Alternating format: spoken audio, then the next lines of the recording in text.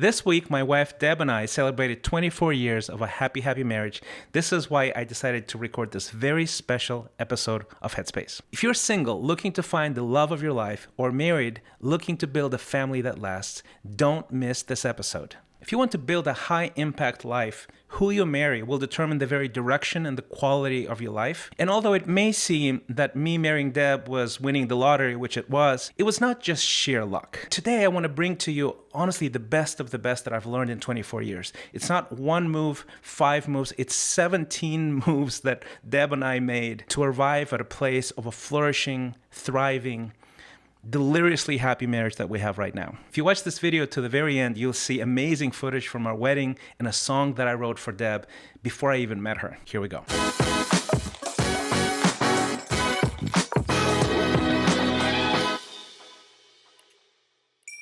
On September 4th, 1999, in Moscow, Russia, I married the love of my life in front of 1,800 of our closest friends and members of the press. It was a big wedding. To be honest, both Deb and I were sort of least likely to succeed in romance and marriage. I come from 3 generations of broken homes, literally almost 100 years of despair and dysfunction when it comes to romance, until we made the moves that I'm about to reveal to you. We're going to get detailed, granular. We're going to go into the weeds of this because I cannot wait for you and the 10 friends you're going to forward this video to be blown away by the simplicity of these principles. Now, it's going to be countercultural.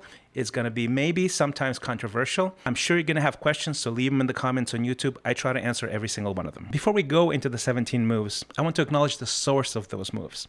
It is our faith in God and study of Scripture. Now, if you're not a Christian and you're not religious, no worries. What I want to do is I want to unpack this in non-religious terms so you can be blown away by how universally true these principles are in dating, romance, and marriage. Know exactly what you want and what you're willing to do to get what you want. At the time, when I was single, I was a successful entertainer, and I was disgusted with the party scene. I was disgusted with myself. I wanted to find a wife that I can be married for the rest of my life. I wanted a family. That's what I wanted. And I was willing to do anything to get that and to understand how to get that. Know what you don't want. Negative emotions can be remarkable motivators. They will light a fire in your heart. What I didn't want is to experience divorce. As a matter of fact, I undermined and sabotaged every relationship because I was so fearful of divorce, because I had a front row seat to my parents' divorce, and it terrified me. And I remember the shift that happened. I was speaking at church one time, and I stood there and I said, this is what happened to my family, 3 generations of broken homes. This will end with me. This negative emotion, this heightened sense of I don't want this ever to happen in my life, has been a fuel and a motivation for me throughout my marriage, and it's worked really well. Throw away or heavily edit the list. You know, that list that we all have here, or even written down somewhere, of the qualities that we're looking in a person, the priorities that you have. I got with a friend and we compared lists, and I literally threw away my list and adopted his list. It changed the optics of how I look at women. Get hands-on, lifelong guidance every step of the way. When I was single, I basically was hanging around married couples, 3 of them that I really admired, and I would just ask them all kinds of questions. I would observe how they interacted, how they dealt with conflict. I would even ask them, hey, how do you find each other? How do you know this is the person you want to marry? Everything. I was so curious. And then before we got married with Deb, we got with a couple every other week where we talked about everything. And we're, of course, from 2 different countries. There were some language barriers. It served us for the rest of our lives, and to this day, we get together with couples 24 years later. Trust the process. Loneliness, lack of clarity, not seeing someone on the horizon can be a source of anxiety and frustration. You know, I had to go to another continent to find a wife. But if you are patient, if you grow, if you're faithful, things come together. Become the quality person you want to marry. I say this to single guys that I mentor all the time.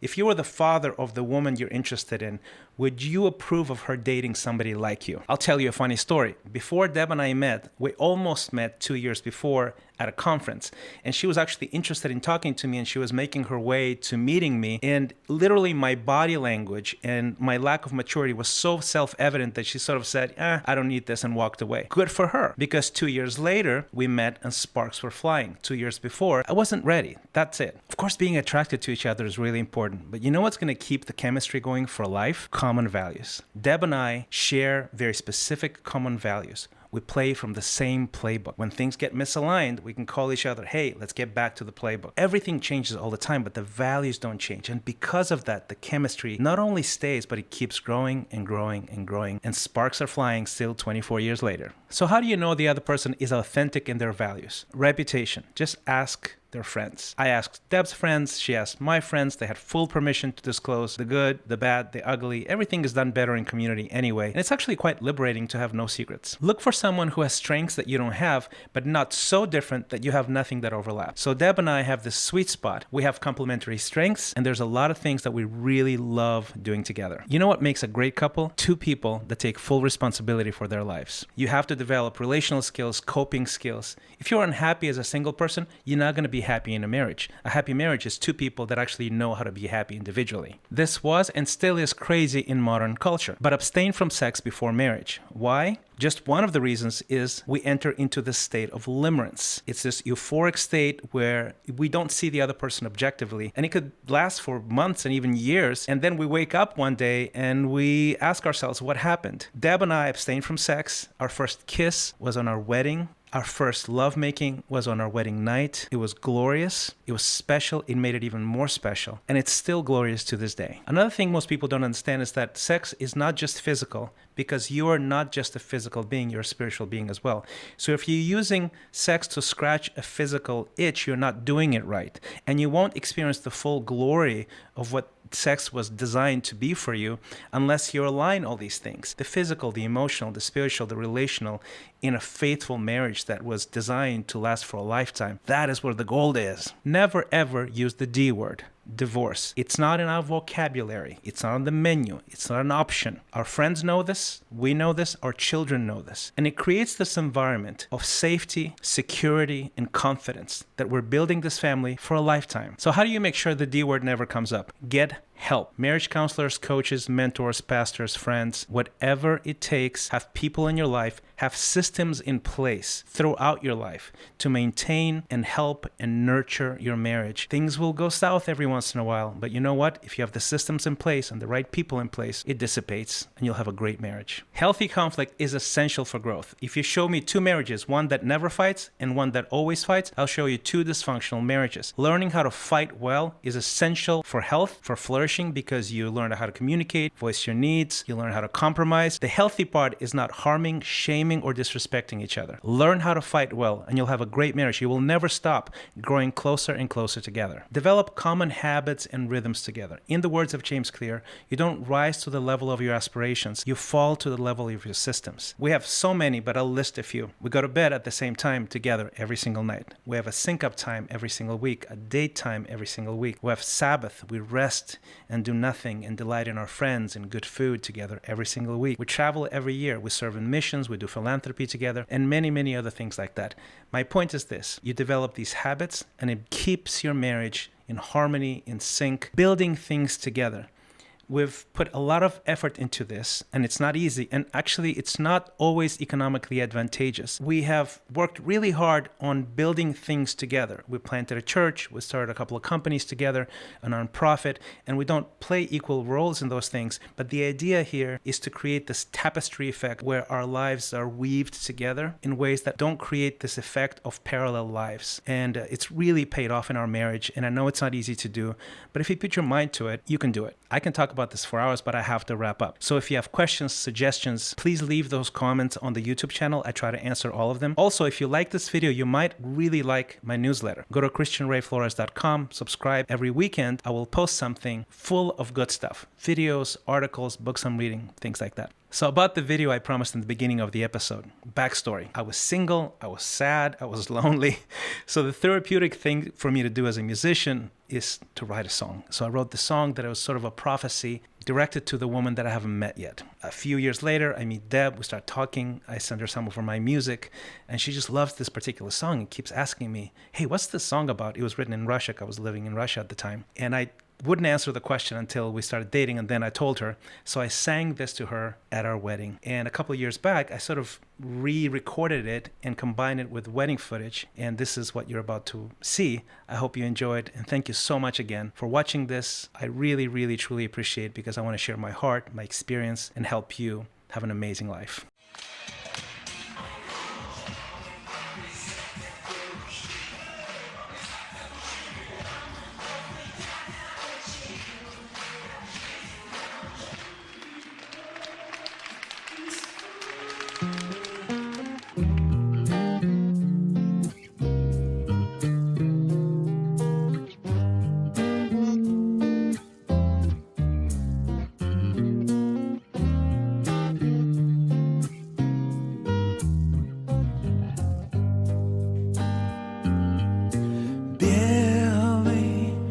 узор напишет на замерзшем окне льдом по стеклу, расскажет о тебе. Я знаю, ты есть звезда средь миллионов других, и 100 твоих лучей так ждут лучей моих. Для тебя я пою забытую мелодию. Для тебя я спою, ты просто жди, слушай тишину. Видишь, метель взвилась ввысь и скрылась, как тень. Слышишь, поет морозный день. Плачешь ли ты, зная, что я рядом совсем? Куда же мне идти? Я сбился с пути. Для тебя я пою забытую мелодию.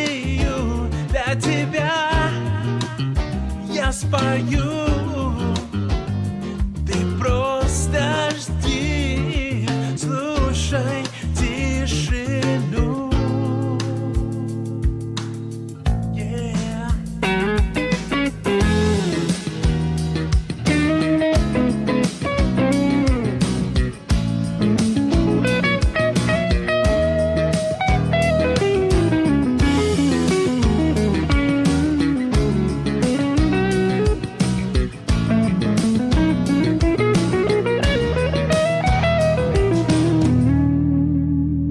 Для тебя